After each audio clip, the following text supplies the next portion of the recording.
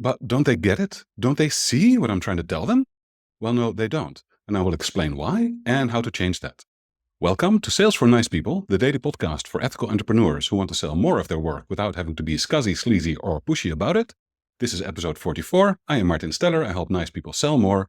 And whenever you are trying to have a conversation with someone, whether that is a buyer or your child or your spouse or a collaborator, an employee, your boss, and they're not getting what you're trying to say, when you're getting pushback, when they are arguing against your sound logical reasoning, in most cases, the reason is because you're making it about yourself. This sounds harsh, but work with me for a moment here.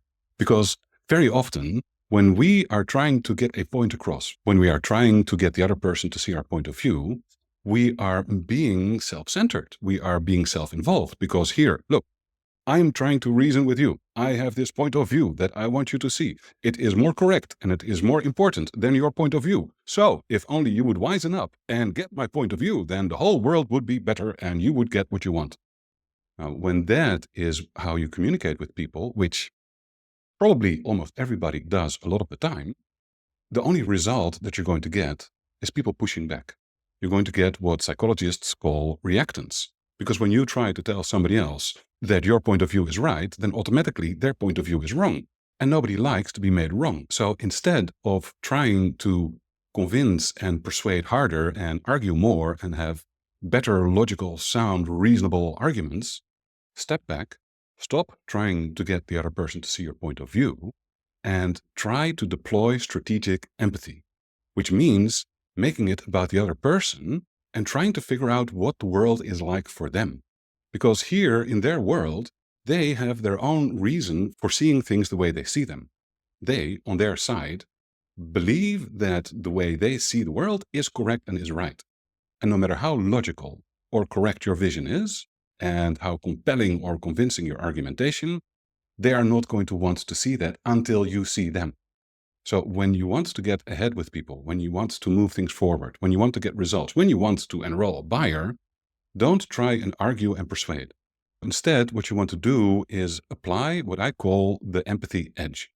It consists of 5 questions. What are their 3 main fears? What is the one frustration that those fears add up to? What are the 3 things that they want? And what is the one aspiration that those 3 wants add up to? And then finally, the big one, who are they looking to become?